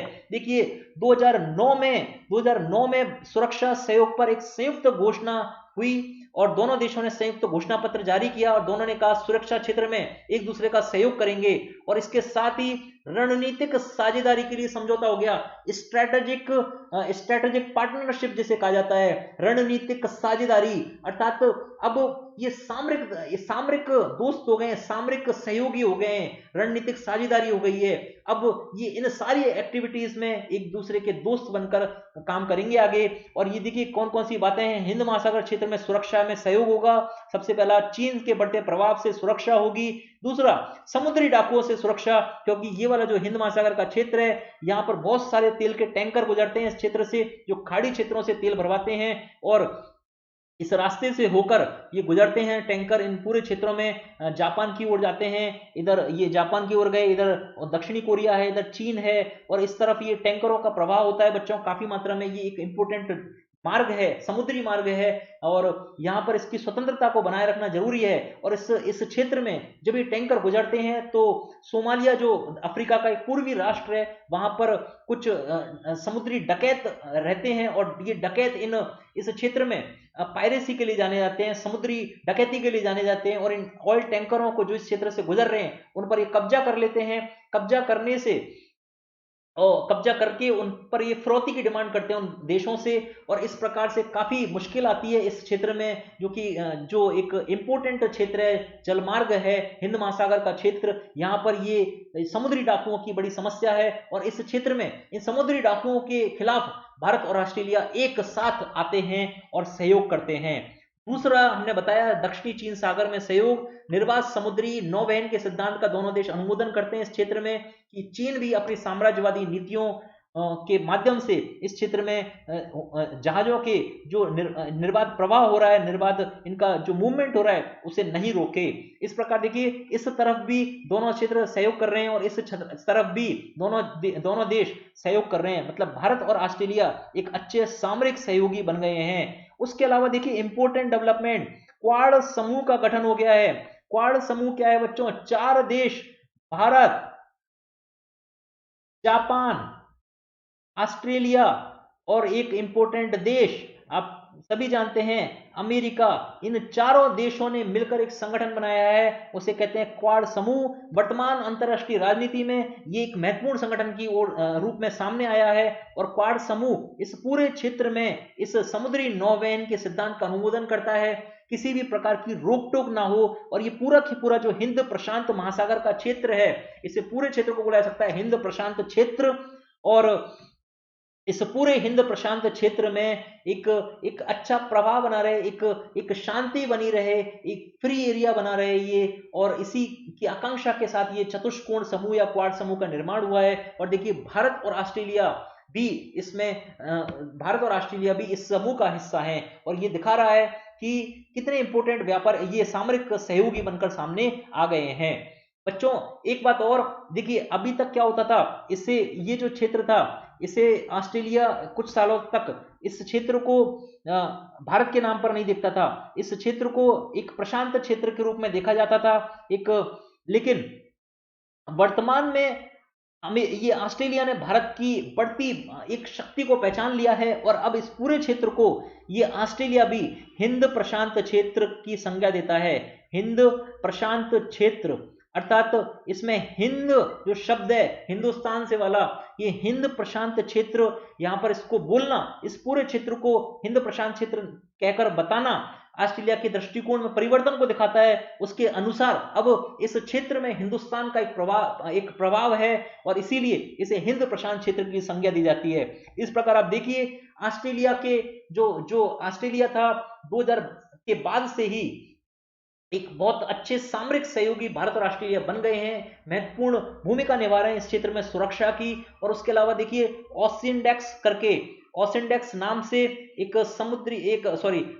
नाम से दोनों देशों के मध्य युद्धाभ्यास होता है, और ऑस्ट्रेलिया की मांग है कि उसे मालाबार सैनिक अभ्यास में शामिल किया जाए। ये मालाबार, भारत का जो मालाबार तट है उसके पास में सैनिक अभ्यास होता है, वर्तमान में अमेरिका, भारत और जापान इसमें शामिल हैं। ये भारत का एक प्रयास है जिसमें इन देशों को भारत ने बुलाया और अब ऑस्ट्रेलिया भी इसमें शामिल होना चाहता है और पिछले 2-3 सालों से ये चर्चा चल रही है और उम्मीद जताई जा रही थी कि भारत इसमें ऑस्ट्रेलिया को शामिल कर लेगा। लेकिन जो भारत की चिंता थी कि अगर भारत इसमें ऑस्ट्रेलिया को शामिल कर लेगा तो ये मालाबार सैनिक अभ्यास भी एक प्रकार का ये क्वाड समूह बन जाएगा और क्वाड समूह को अभी जो चीन है वो आशंकित नजरों से देखता है। उसे लगता है कि ये चारों राष्ट्र मिलकर उसे रोकने की कोशिश कर रहे हैं और अगर ये मालाबार सैनिक अभ्यास में भी ये चारों राष्ट्र आ गए एक साथ तो इसका मतलब होगा कि चीन की नजर में अब भारत भी जानबूझकर भारत भी जापान और अमेरिका और ऑस्ट्रेलिया की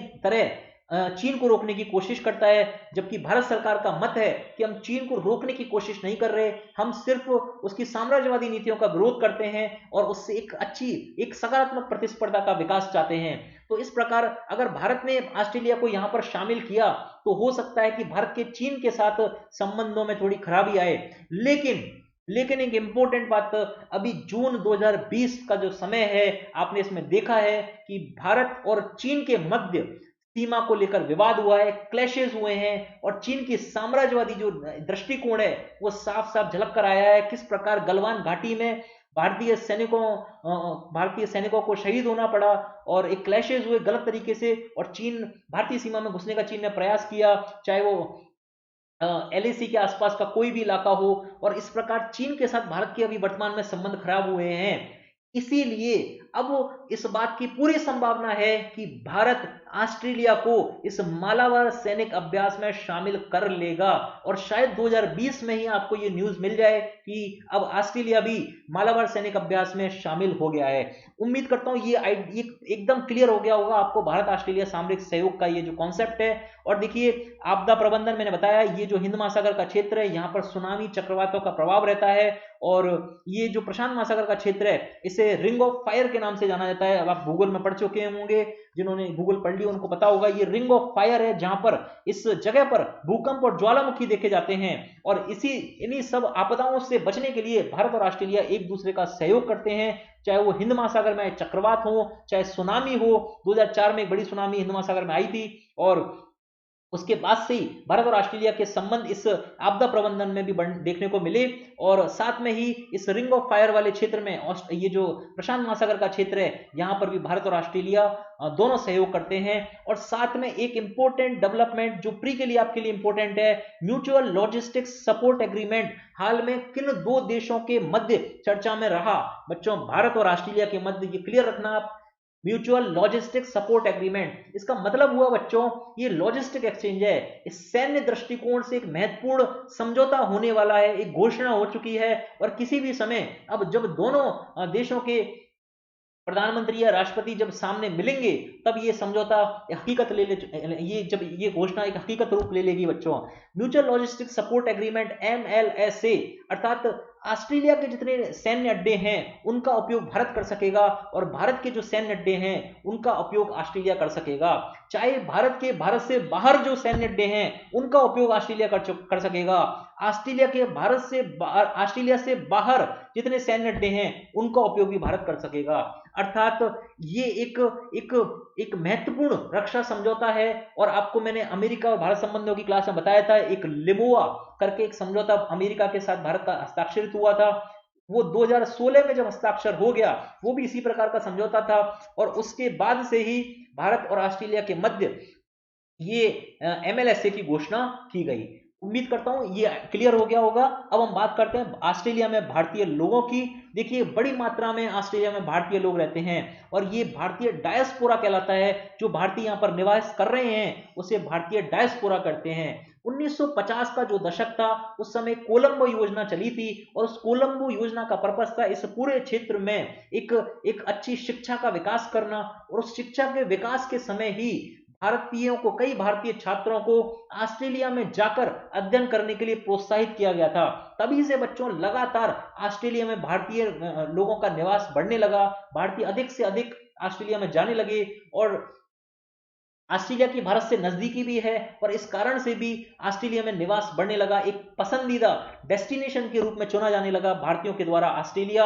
और अभी वर्तमान में लगभग 7 लाख भारतीय, एक बहुत बड़ा नंबर, 7 लाख भारतीय यहाँ निवास करते हैं। एक बड़ा भारतीय डायस्पोरा ऑस्ट्रेलिया में देखने को मिलता है और इस डायस्पोरा में भी ऐसे ऐसे लोग हैं जो ऑस्ट्रेलिया की अर्थव्यवस्था में मदद कर रहे हैं। कई शिक्षक हैं, इंजीनियर हैं, डॉक्टर हैं, जो पेशे में एक एक अच्छी एक नॉलेज इकोनॉमी की भूमिका निभाते हैं। वो सारे लोग यहाँ पर ऑस्ट्रेलिया में हैं और इनकी अर्थव्यवस्था में योगदान दे रहे हैं। और देखिए, भारतीय जो यहाँ पर रह रहे हैं, ये ऑस्ट्रेलिया में इंग्लैंड और न्यूजीलैंड के बाद तीसरी बड़ी संख्या है किसी देश के लोगों की। अर्थात ऑस्ट्रेलिया में सबसे ज्यादा इंग्लैंड के लोग हैं, फिर न्यूजीलैंड के, और उसके बाद तीसरा नंबर भारतीय लोगों का आता है। आप अंदाजा लगा सकते हैं कितनी बड़ी मात्रा में भारतीय ऑस्ट्रेलिया में रहते हैं। लेकिन एक समस्या है, भारतीय लोगों पर हमले होते हैं, नस्लीय हमले इन्हें बोला जाता है, काले और गोरे का भेद होता है ऑस्ट्रेलिया में, और कई भारतीय इसके शिकार हुए।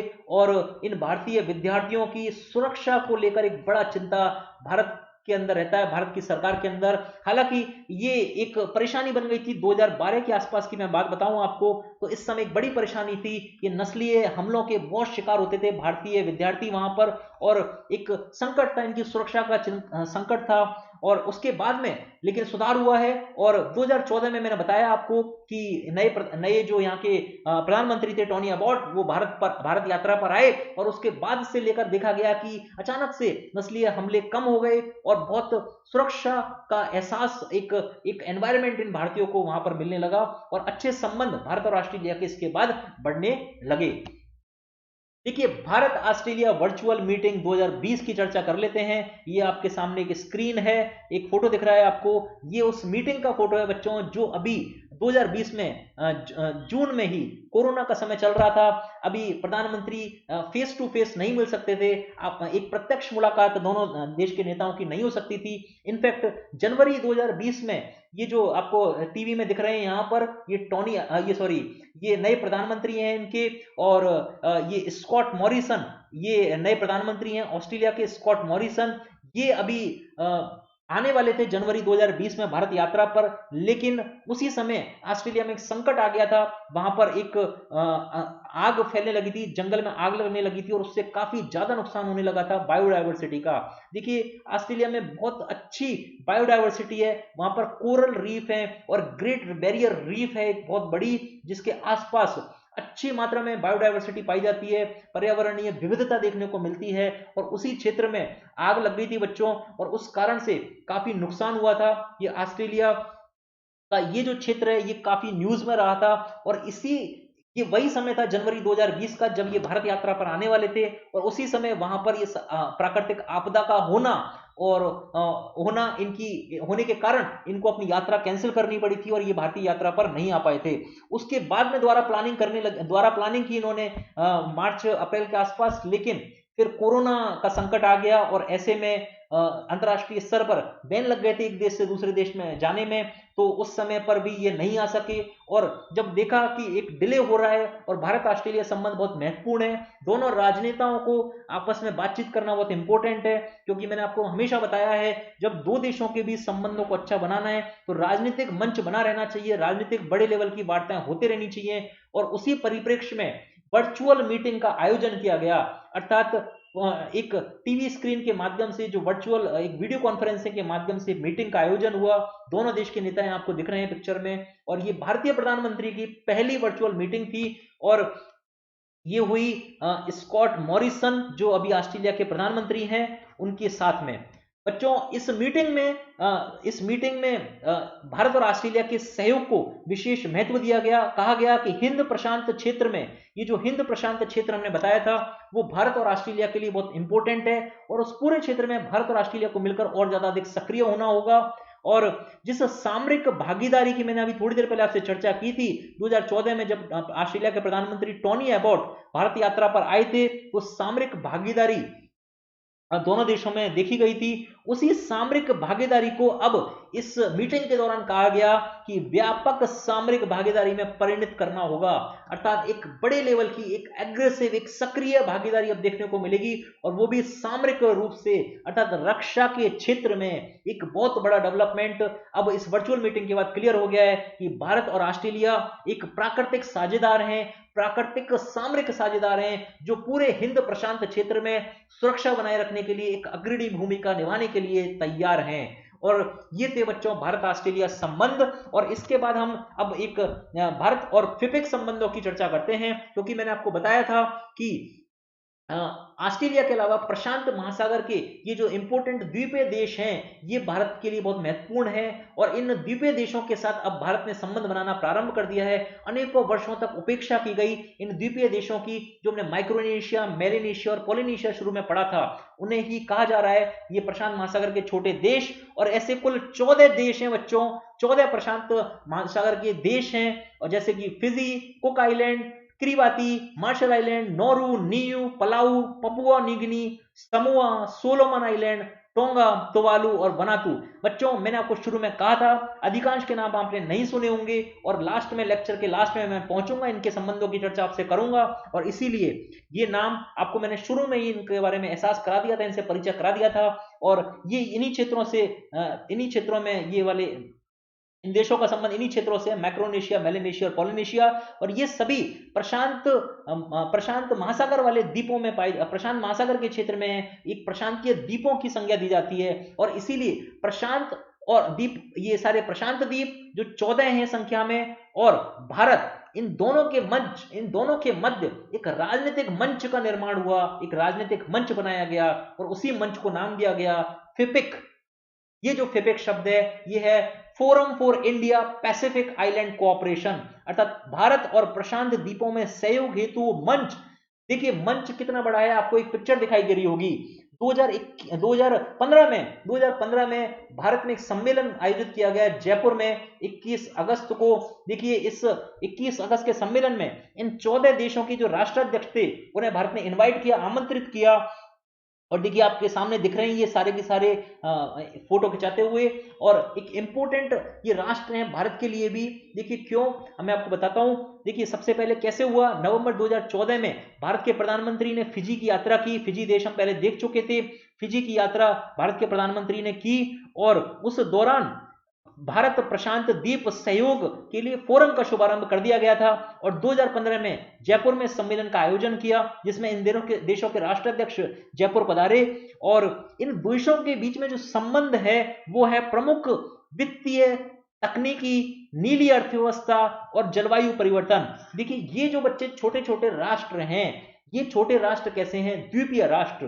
वर्तमान में एक संकट आ रहा है जलवायु परिवर्तन का, और जलवायु परिवर्तन के कारण पूरे विश्व का जो टेम्परेचर है, तापमान है, वो बढ़ रहा है। उस तापमान के बढ़ने के कारण जो बर्फ जमा है बड़े बड़े पर्वतों पर या ध्रुवीय क्षेत्रों में, वो पिघलने लगी है। उसके पिघलने से ये द्वीपीय क्षेत्र डूबने लगे हैं, क्योंकि जब बर्फ पिघलेगी तो पानी की सतह ऊपर बढ़ेगी, और इन द्वीपीय क्षेत्रों को, द्वीपीय देशों को संकट है अपने अस्तित्व का। और इस जलवायु परिवर्तन की लड़ाई में ये भारत जैसे एक राष्ट्र को अपना मसीहा बनाना चाहते हैं, और भारत का सहयोग चाहते हैं कि भारत जब भी विकसित राष्ट्रों से जब जलवायु परिवर्तन मुद्दे पर बातचीत हो तो उनकी बारे में भी बात करे, इन द्वीपीय देशों पर आए, इस द्वीपीय देशों पर आए संकट की चर्चा करे। और ये एक बड़ा दोनों देशों में सहयोग देखने को मिलता है। दूसरा सहयोग देखने को मिलता है बच्चों नीली अर्थव्यवस्था के क्षेत्र में। ये जो प्रशांत महासागर का क्षेत्र है, ये कैसा है, जलीय क्षेत्र। जल कैसा होता है, नीला।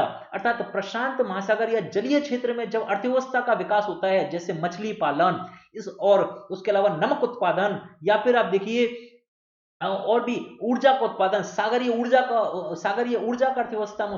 अर्थव्यवस्था के दृष्टिकोण से उत्पादन हो रहा है। ये सारी क्या दर्शा रहे हैं बच्चों, नीली अर्थव्यवस्था कहलाती है। और ये देश कैसे हैं? सागरीय देश हैं, द्वीपीय देश हैं, और यहां पर नीली अर्थव्यवस्था प्रमुख स्थान रखती है। और भारत इनकी इस नीली अर्थव्यवस्था के महत्व को उजागर करना चाहता है, इनकी आर्थिक उत्थान में मदद करता है और इन देशों के साथ सहयोग स्थापित करता है। और इस सहयोग के लिए भारत इन्हें बड़े पैमाने पर वित्तीय सहायता प्रोवाइड कराता है, अर्थात इन्हें अनुदान देता है, इन्हें ऋण देता है, जिससे ये अपने देश का, अपने क्षेत्र में विकास कर सकें और साथ में उस विकास, जो पूरी दुनिया के देश अब विकास कर रहे हैं, उस विकास में ये भी भागीदार बन सकें। उसके साथ बच्चों भारत तकनीकी इनको देता है, जैसे कि भारत का इसरो जो संगठन है, जो सैटेलाइट छोड़ता है, इन देशों में आपदाएं ना आए, इन देशों में तूफानों की समस्या ना रहे, इसलिए समझौते हो रहे हैं कि भारतीय सैटेलाइट इन क्षेत्रों को भी, इन क्षेत्रों के लिए मदद करेंगे, इन क्षेत्रों में आने वाले आपदाओं से इनका बचाव करने में पूर्वानुमान करवाएंगे, पहले से ही संकट की जानकारी देंगे। इस प्रकार के अच्छे दोनों क्षेत्रों में संबंधों का विकास देखने को मिल रहा है। इसके अतिरिक्त बच्चों इन क्षेत्रों का सामरिक महत्व भी है। ये जो देश हैं, ये प्रशांत द्वीप के देश, इनका सामरिक महत्व भी है, क्योंकि भारत अब यहां पर अपने नौसैन्य अड्डे स्थापित करना चाहता है, क्योंकि ये क्षेत्र अब अंतरराष्ट्रीय राजनीति में एक हॉट स्पॉट बन चुका है, हिंद प्रशांत का क्षेत्र, जहां पर चीन बड़ी तेजी से सक्रिय है और इस क्षेत्र में भारत अपना प्रभाव दिखाना चाहता है। भारतीय नौसेना एक ब्लू वाटर नेवी बनना चाहती है, जो गहरे समुद्र तक भी जाने की क्षमता रख सके। एक दूर दराज तक अगर कोई युद्ध हो जाए, लड़ाई हो जाए, तो वहां तक भारतीय नौसेना की पहुंच हो सके। और ऐसी दृष्टिकोण में भारत इन क्षेत्रों में भविष्य में अपने नौसैन्य अड्डे स्थापित कर सके, इस प्रकार की भारत की सामरिक कोशिश रहेगी। और इसके अलावा एक और महत्वपूर्ण पहलू है इन देशों के साथ संबंध स्थापित करने का, और वो है बच्चों संयुक्त राष्ट्र संघ में, संयुक्त राष्ट्र सुरक्षा परिषद में भारत अपनी स्थायी सदस्यता चाहता है, और यहां पर 14 राष्ट्रों का भारत को सीधा सीधा समर्थन मिलता है। इस स्थायी सदस्यता की दावेदारी भारत की मजबूत होती है। एक साथ ये छोटे छोटे 14 राष्ट्रों को भारत ने एक साथ जोड़ लिया है, और 2014 के बाद नरेंद्र मोदी गवर्नमेंट आने के बाद इन क्षेत्रों की इस भूमिका को पहचान लिया गया, और तेजी के साथ अब प्रति वर्ष इनके साथ सम्मेलन आयोजित होते हैं बच्चों। ऐसा नहीं 2014 और 15 में हुए, लगातार सम्मेलन आयोजित हो रहे हैं। हो सकता है कि अलग से सम्मेलनों का आयोजन नहीं हो पाए, लेकिन कभी अगर संयुक्त राष्ट्र संघ का सम्मेलन हो रहा है तो वहां पर एक साइड में मीटिंग हो जाती है भारत और फिपिक संबंधों की, जैसे कि न्यूयॉर्क में हुई थी हाल ही में। तो इस प्रकार संबंध अभी लगातार चल रहे हैं और अच्छे संबंध बनते जा रहे हैं, गहरे संबंध बनते जा रहे हैं। फिपिक देशों को भारत की जरूरत है, भारत को फिपिक देशों की जरूरत है, भारत को ऑस्ट्रेलिया की जरूरत है, ऑस्ट्रेलिया को भारत की जरूरत है। और अंतरराष्ट्रीय परिदृश्य में भारत अब प्रशांत क्षेत्र में एक्टिव हो गया है, सक्रिय हो गया है। हमने इस पूरे लेक्चर के दौरान ये सारी बातें समझी, किस प्रकार भारत के लिए पूरा की पूरा प्रशांत क्षेत्र एक महत्वपूर्ण क्षेत्र के रूप में परिवर्तित हो गया, कैसे अंतरराष्ट्रीय परिदृश्य में इसकी भूमिका आगे बढ़ी, और भारत का इस क्षेत्र के देशों के साथ अच्छे सहयोग बनने लगे। एक सामरिक, एक प्रारंभिक सांस्कृतिक और आर्थिक संबंधों से प्रारंभ होकर अब सामरिक भागीदार बनता जा रहा है भारत इन क्षेत्रों में, चाहे वो ऑस्ट्रेलिया की बात हो, चाहे इस क्षेत्र के दूसरे ये फिपिक राष्ट्रों की बात हो। और एक मजबूत संबंध इन क्षेत्रों के साथ भारत बना रहा है, और यही दिखाता है भारत की अंतरराष्ट्रीय राजनीति में, अंतरराष्ट्रीय परिदृश्य में बढ़ती भूमिका और भारत का एक महाशक्ति के रूप में उदय। थैंक यू सो मच बच्चों, आपको ये क्लास अच्छी लगी होगी, और इसीलिए इस चैनल को सब्सक्राइब करें, शेयर करें, बेल नोटिफिकेशन बेल दबा दें, जिससे आपको मेरे आगामी लेक्चरों की सूचना मिलती रहे। और जिन्होंने प्लस सब्सक्रिप्शन ले लिया है उनके लिए मैं धन्यवाद करता हूं, और जिन्होंने अभी तक नहीं लिया, बंसल 10 कोड का इस्तेमाल करके जल्दी से ले लें, 10% डिस्काउंट मिलेगा। साथ में मेरी सारी क्लासेस आपको प्रॉपर स्ट्रक्चर्ड वे में मिलती रहेंगी, सारी लेक्चर्स मिलेंगे, सारी ये मेरी जो सब्जेक्ट्स हैं उनको मैं आपको अच्छी तरह से प्रिपरेशन कराऊंगा। उसके अतिरिक्त भी मेरे कई आरएस में स्टूडेंट सेलेक्ट हो गए हैं, और उनका अनुभव आपके साथ शेयर करूंगा, और उसके अलावा आपको पूरी प्रिपरेशन, पूरी स्ट्रेटेजी, कैसे आपको पढ़ना है, क्या करना है, वो गाइडेंस मैं आपको देते रहूंगा। बंसल 10 कोड का जब आप यूज करके प्लस कोर्स ज्वाइन करेंगे, आप ऑटोमेटिकली मुझसे कनेक्ट हो जाएंगे, और उसके हमारी प्रिपरेशन बहुत बेहतर होगी। तब तक हम यहाँ पर, जब तक आप नहीं ले रहे हैं तब तक हम यहाँ पर मिलते रहेंगे। And thank you so much. और आपको क्लास अच्छी लगी, आप इसको जरूर लाइक कर दें और अपने दोस्तों के साथ शेयर करें, और अपनी पढ़ाई करते रहें, मेहनत करें, और आईएएस ऑफिसर बनकर दिखाएं, और मुझको, अपने समाज को, अपने आप को, और एक सफल अधिकारी के रूप में सामने आए। Thank you so much, all the best.